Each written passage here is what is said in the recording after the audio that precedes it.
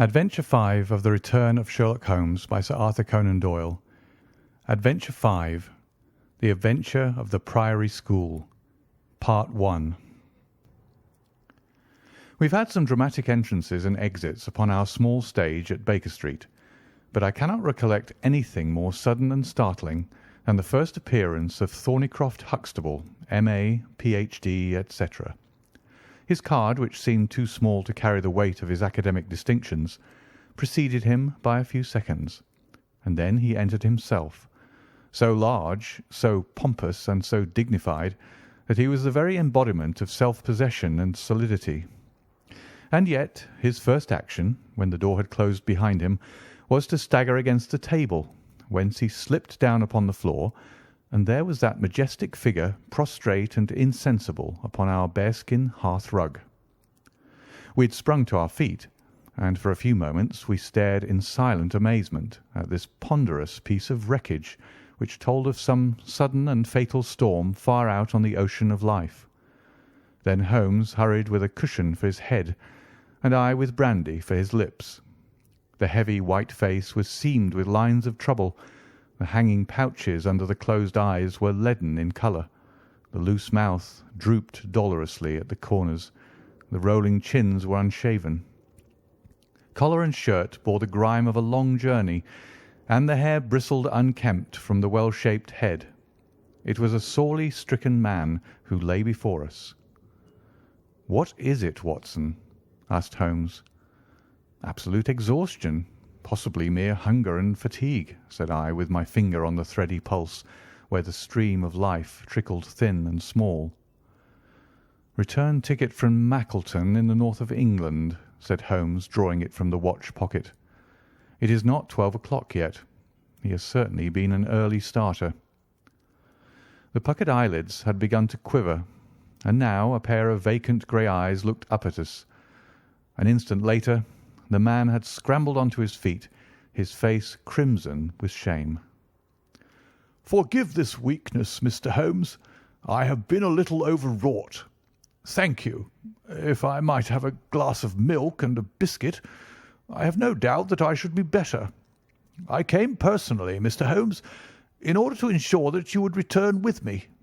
I feared that no telegram would convince you of the absolute urgency of the case." "When you are quite restored—" "I am quite well again. I cannot imagine how I came to be so weak. I wish you, Mr. Holmes, to come to Mackleton with me by the next train." My friend shook his head. "My colleague, Dr. Watson, could tell you that we are very busy at present. I am retained in this case of the Ferrers documents, and the Abergavenny murder is coming up for trial. Only a very important issue could call me from London at present." "Important?" Our visitor threw up his hands.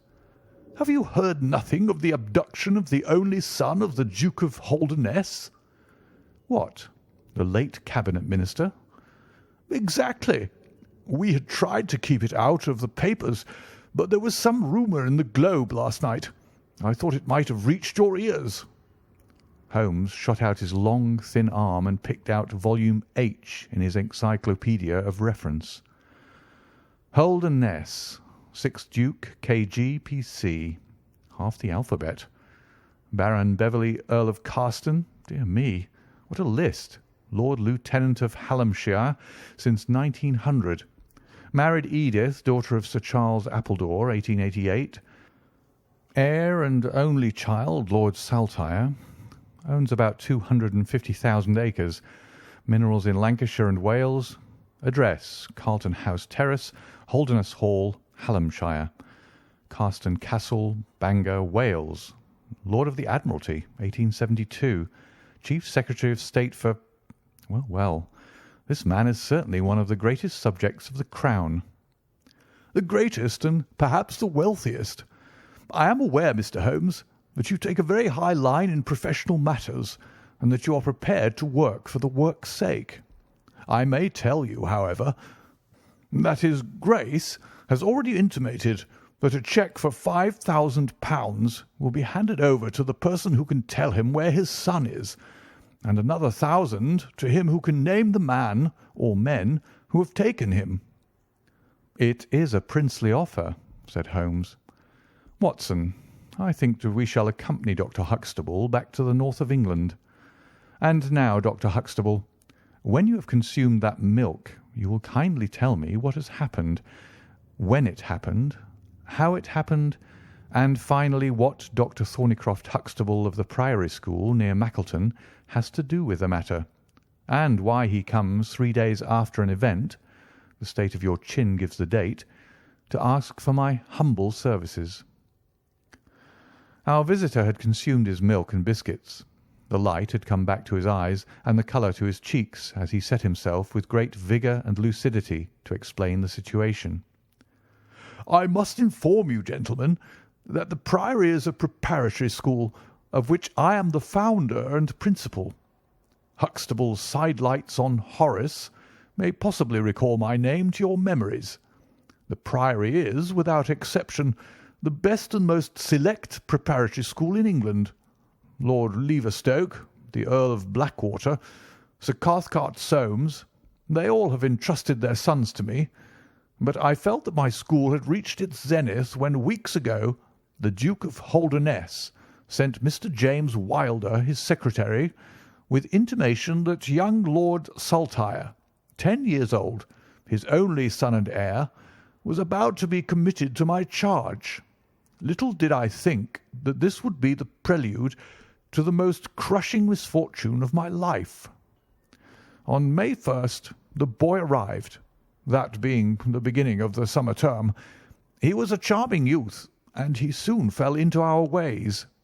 I may tell you, I trust that I am not indiscreet, but half confidence are absurd in such a case, that he was not entirely happy at home. It is an open secret that the Duke's married life had not been a peaceful one, and the matter had ended in a separation by mutual consent, the Duchess taking up her residence in the south of France.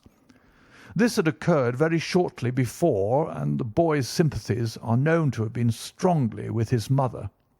He moped after her departure from Holdernesse Hall, and it was for this reason that the Duke desired to send him to my establishment.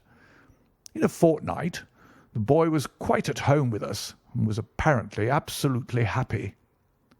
He was last seen on the night of May 13th, that is, the night of last Monday. His room was on the second floor, and was approached through another large room in which 2 boys were sleeping. These boys saw and heard nothing, so that it is certain that young Saltire did not pass out that way. His window was open, and there is a stout ivy plant leading to the ground. We could trace no footmarks below, but it is sure that this is the only possible exit. His absence was discovered at 7 o'clock on Tuesday morning. His bed had been slept in. He had dressed himself fully before going off in his usual school suit of black Eton jacket and dark grey trousers. There were no signs that anyone had entered the room, and it is quite certain that anything in the nature of cries or a struggle would have been heard, since Caunter, the elder boy in the inner room, is a very light sleeper. When Lord Saltire's disappearance was discovered, I at once called a roll of the whole establishment, boys, masters, and servants. It was then that we ascertained that Lord Saltire had not been alone in his flight. Heidegger, the German master, was missing. His room was on the second floor, at the farther end of the building, facing the same way as Lord Saltire's. His bed had also been slept in, but he had apparently gone away partly dressed, since his shirt and socks were lying on the floor. He had undoubtedly let himself down by the ivy, for we could see the marks of his feet where he had landed on the lawn. His bicycle was kept in a small shed beside his lawn, and it also was gone.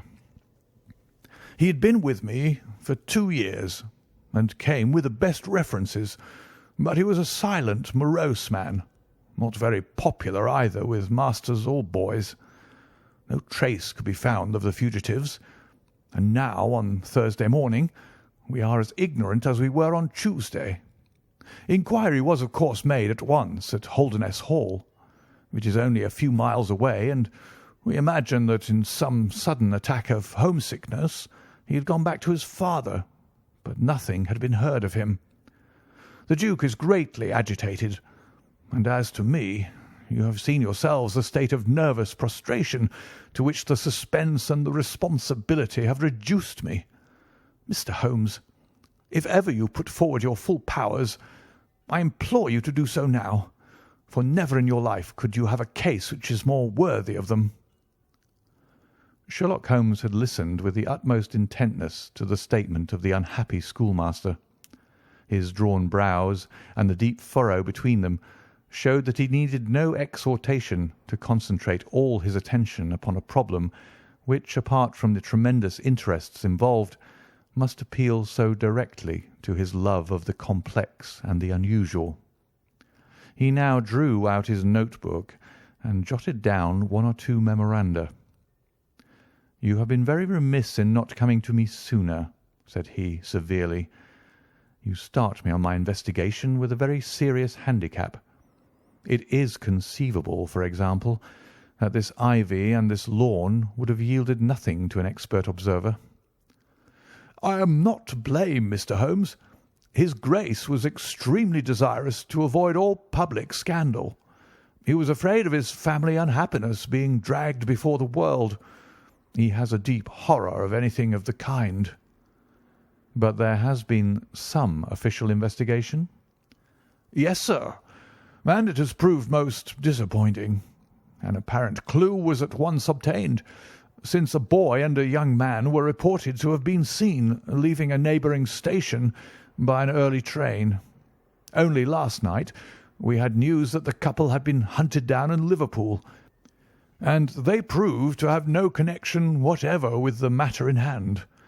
Then it was that in my despair and disappointment, after a sleepless night, I came straight to you by the early train."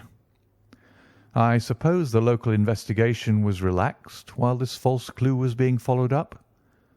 "It was entirely dropped." "So that 3 days have been wasted. The affair has been most deplorably handled." "I feel it and admit it." "And yet the problem should be capable of ultimate solution. I shall be very happy to look into it. Have you been able to trace any connection between the missing boy and his German master?" "None at all." "Was he in the master's class?" "No, he never exchanged a word with him so far as I know." "That is certainly very singular. Had the boy a bicycle?" "No." "Was any other bicycle missing?" "No." "Is that certain?" "Quite." "Well, now, you do not mean to seriously suggest that this German rode off upon a bicycle in the dead of the night, bearing the boy in his arms?" "Certainly not." "Then what is the theory in your mind?"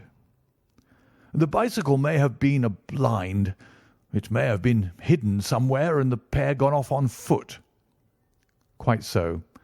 But it seems rather an absurd blind, does it not? Were there other bicycles in this shed?" "Several." "Would he not have hidden a couple had he desired to give the idea that they had gone off upon them?" "I suppose he would." "Of course he would. The blind theory won't do. But the incident is an admirable starting point for an investigation. After all, a bicycle is not an easy thing to conceal or to destroy. One other question. Did anyone call to see the boy on the day before he disappeared?" "No." "Did he get any letters?" "Yes, one letter." "From whom?" "From his father." "Do you open the boy's letters?" "No." "How do you know it was from the father?" "The coat of arms was on the envelope, and it was addressed in the Duke's peculiarly stiff hand. Besides, the Duke remembers having written." "When had he a letter before that?" "Not for several days." "Had he ever one from France?" "No, never." You see the point of my questions, of course. Either the boy was carried off by force, or he went of his own free will. In the latter case, you would expect that some prompting from outside would be needed to make so young a lad do such a thing. If he has had no visitors, that prompting must have come in letters. Hence I try to find out who were his correspondents. I fear I cannot help you much. His only correspondent, so far as I know, was his own father. Who wrote to him on the very day of his disappearance. Were the relations between father and son very friendly? His Grace is never very friendly with anyone. He is completely immersed in large public questions, and is rather inaccessible to all ordinary emotions. But he was always kind to the boy in his own way. But the sympathies of the latter were with the mother. Yes. Did he say so? No. The Duke, then? Good heaven, no. Then how could you know? I have had some confidential talks with Mr. James Wilder, his Grace's secretary. It was he who gave me the information about Lord Saltire's feelings. I see.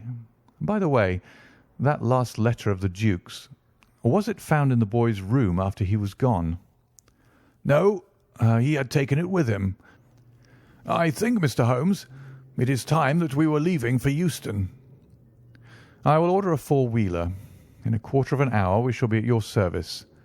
If you are telegraphing home, Mr. Huxtable, it would be well to allow the people in your neighbourhood to imagine that the inquiry is still going on in Liverpool or wherever else that red herring led your pack. In the meantime, I will do a little quiet work at your own doors, and perhaps the scent is not so cold but that two old hounds like Watson and myself may get a sniff of it.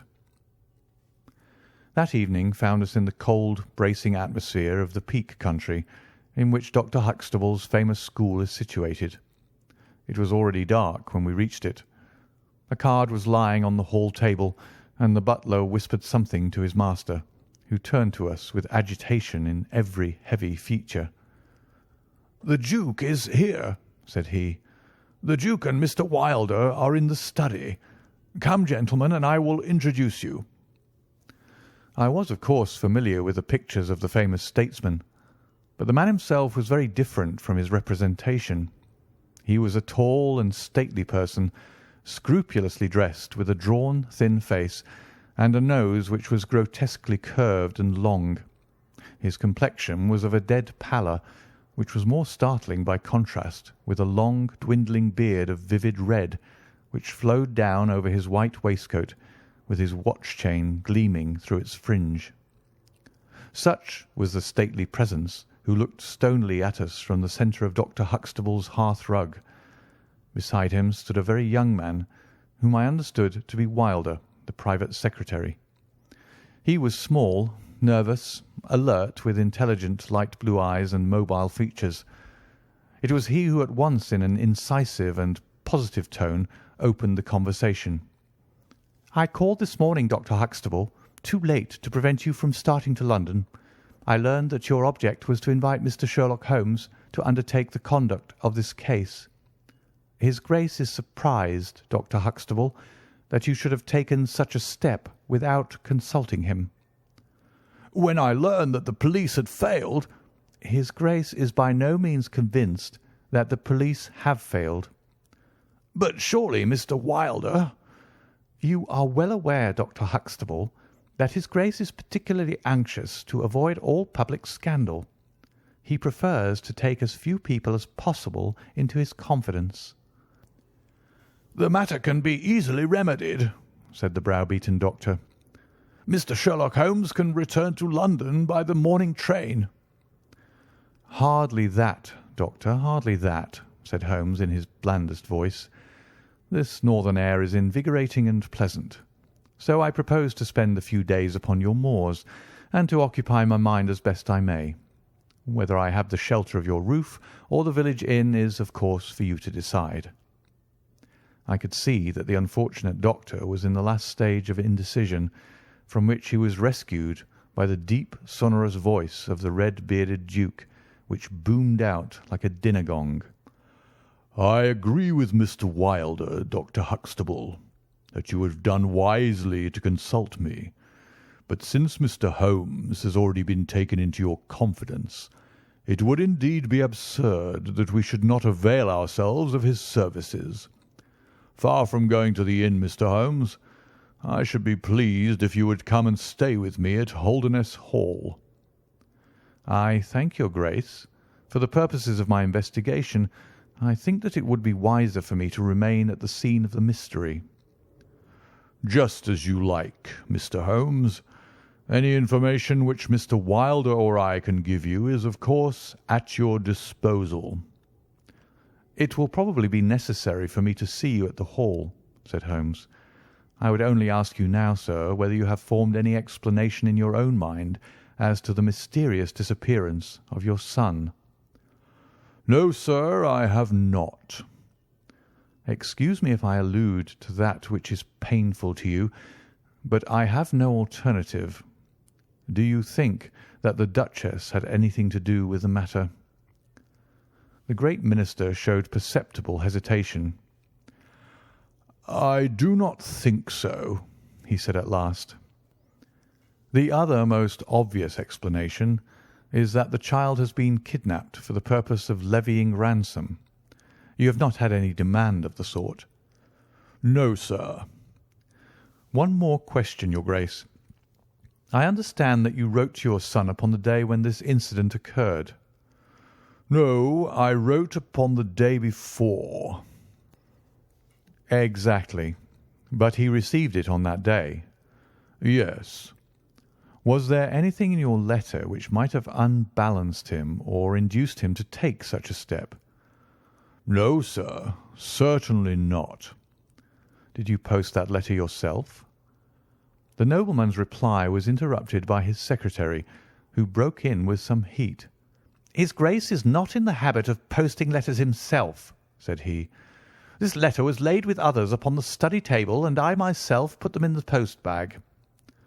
"You are sure this one was among them?" "Yes, I observed it." "How many letters did your Grace write that day?" 20 or 30. I have a large correspondence, but surely this is somewhat irrelevant." "Not entirely," said Holmes. "For my own part," the Duke continued, "I have advised the police to turn their attention to the south of France.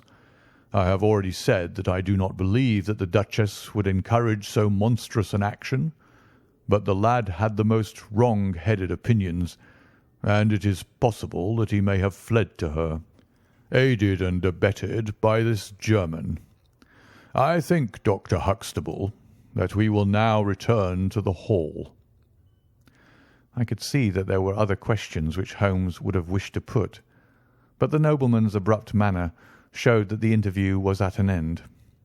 It was evident that to his intensely aristocratic nature this discussion of his intimate family affairs with a stranger was most abhorrent, and that he feared lest every fresh question would throw a fiercer light into the discreetly shadowed corners of his ducal history. When the nobleman and his secretary had left, my friend flung himself at once, with characteristic eagerness, into the investigation.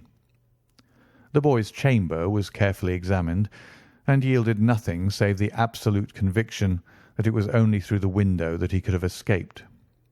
The German master's room and effects gave no further clue. In his case a trailer of ivy had given way under his weight, and we saw by the light of a lantern the mark on the lawn where his heels had come down. That one dint in the short green grass was the only material witness left of this inexplicable nocturnal flight. Sherlock Holmes left the house alone, and only returned after 11.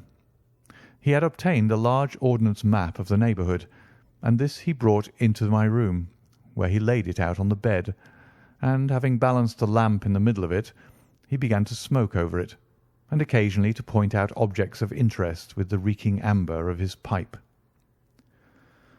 Holmes' map of the neighbourhood of the school. "This case grows upon me, Watson," said he. there are decidedly some points of interest in connection with it. In this early stage, I want you to realise those geographical features which may have a good deal to do with our investigation. Look at this map. This dark square is the Priory School. I'll put a pin in it. Now, this line is the main road. You see that it runs east and west past the school, and you see also that there is no side road for a mile either way. If these two folk passed away by road, it was this road. Exactly. By a singular and happy chance, we are able to some extent to check what passed along this road during the night in question. At this point, where my pipe is now resting, a county constable was on duty from 12 to 6. It is, as you perceive, the first crossroad on the east side. This man declares that he was not absent from his post for an instant, and he is positive that neither boy nor man could have gone that way unseen. I have spoken with this policeman tonight, and he appears to me to be a perfectly reliable person. That blocks this end. We have now to deal with the other. There is an inn here, the Red Bull, the landlady of which was ill. She had sent to Mackleton for a doctor, but he did not arrive until morning, being absent at another case. The people at the inn were alert all night, awaiting his coming, and one or other of them seems to have continually had an eye upon the road. They declare that no one passed. If their evidence is good, then we are fortunate enough to be able to block the west, and also to be able to say that the fugitives did not use the road at all. But the bicycle, I objected. Quite so. We will come to the bicycle presently. To continue our reasoning, if these people did not go by the road, they must have traversed the country to the north of the house or to the south of the house. That is certain. Let us weigh the one against the other. On the south of the house is, as you perceive, a large district of arable land, cut up into small fields with stone walls between them. There I admit that a bicycle is impossible. We can dismiss the idea. We turn to the country on the north. Here there lies a grove of trees marked as the Ragged Shore, and on the farther side stretches a great rolling moor, Lower Gill Moor, extending for 10 miles and sloping gradually upward. Here, at one side of this wilderness, is Holderness Hall, 10 miles by road, but only 6 across the moor. It is a peculiarly desolate plain. A few more farmers have small holdings where they rear sheep and cattle. Except these, the plover and the curlew are the only inhabitants until you come to the Chesterfield high road. There is a church there, you see, a few cottages and an inn. Beyond that the hills become precipitous. Surely it is here to the north that our quest must lie. But the bicycle, I persisted. Well, well, said Holmes impatiently. A good cyclist does not need a high road. The moor is intersected with paths, and the moon was at the full. Hello, what's this? There was an agitated knock at the door, and an instant afterwards Dr. Huxtable was in the room. In his hand he held a blue cricket cap with a white chevron on the peak. "At last we have a clue," he cried. "Thank heaven! At last we are on the dear boy's track. It is his cap." "Where was it found?" "In the van of the gipsies who camped on the moor. They left on Tuesday. Today the police traced them down and examined their caravan. This was found." "How do they account for it?" "They shuffled and lied, said that they found it on the moor on Tuesday morning. They know where he is, the rascals, thank goodness. They're all safe under lock and key. Either the fear of the law or the Duke's purse will certainly get out of them all that they know." "So far so good," said Holmes, when the doctor had at last left the room. "It at least bears out the theory that it is on the side of the Lower Gill Moor that we must hope for results. The police have really done nothing locally, save the arrest of those gipsies. Look here, Watson. There's a watercourse across the moor. You see it marked here in the map. In some parts it widens into a morass. This is particularly so in the region between Holderness Hall and the school. It is vain to look elsewhere for tracks in this dry weather, but at that point there is certainly a chance of some record being left. I will call you early tomorrow morning, and you and I will try if we can throw some light upon the mystery." The day was just breaking when I woke to find the long, thin form of Holmes by my bedside. He was fully dressed, and had apparently already been out. "I have done the lawn and the bicycle shed," said he. "I have also had a rumble through the ragged shore. Now, Watson, there is cocoa ready in the next room. I must beg you to hurry, for we have a great day before us." His eyes shone, and his cheek was flushed with the exhilaration of the master workman who sees his work lie ready before him. A very different Holmes, this active, alert man, from the introspective and pallid dreamer of Baker Street. I felt, as I looked upon that supple figure, alive with nervous energy, that it was indeed a strenuous day that awaited us. And yet it opened in the blackest disappointment. With high hopes we struck across the peaty russet moor, intersected with 1,000 sheep paths, until we came to the broad light green belt which marked the morass between us and Holderness. Certainly if the lad had gone homeward, he must have passed this, and he could not pass it without leaving his traces. But no sign of him or the German could be seen. With a darkening face my friend strode along the margin, eagerly observant of every muddy stain upon the mossy surface. Sheep marks there were in profusion, and at one place, some miles down, cows had left their tracks. Nothing more. "Check number 1, said Holmes, looking gloomily over the rolling expanse of the moor. "There is another morass down yonder, and a narrow neck between— Hallo! Hallo! Hallo! What have we here?" We had come on a small black ribbon of pathway. In the middle of it, clearly marked on the sodden soil, was the track of a bicycle. "Hurrah!" I cried. "We have it!" But Holmes was shaking his head, and his face was puzzled and expectant rather than joyous. "A bicycle, certainly, but not the bicycle," said he. "I am familiar with 42 different impressions left by tyres. This, as you perceive, is a Dunlop, with a patch upon the outer cover. Heidegger's tyres were Palmer's, leaving longitudinal stripes. Aveling, the mathematical master, was sure upon the point. Therefore it is not Heidegger's track." "The boy's, then?" "Possibly, if we could prove a bicycle to have been in his possession. But this we have utterly failed to do. This track, as you perceive, was made by a rider who was going from the direction of the school." "Or towards it." "No, no, my dear Watson. The more deeply sunk impression is, of course, the hind wheel upon which the weight rests. You perceive several places where it has passed across and obliterated the more shallow mark of the front one. It was undoubtedly heading away from the school. It may or may not be connected with our inquiry, but we will follow it backwards before we get any further." We did so, and at the end of a few hundred yards lost the tracks as we emerged from the boggy portion of the moor. Following the path backwards, we picked out another spot where a spring trickled across it. Here, once again, was the mark of the bicycle, though nearly obliterated by the hoofs of cows. After that there was no sign, but the path ran right on into Ragged Shaw, the wood which backed on to the school. From this wood the cycle must have emerged. Holmes sat down on a boulder and rested his chin in his hands. I had smoked 2 cigarettes before he moved. "Well, well," said he at last, "it is of course possible that a cunning man might change the tyres of his bicycle in order to leave the unfamiliar tracks. A criminal who was capable of such a thought is a man whom I should be proud to do business with.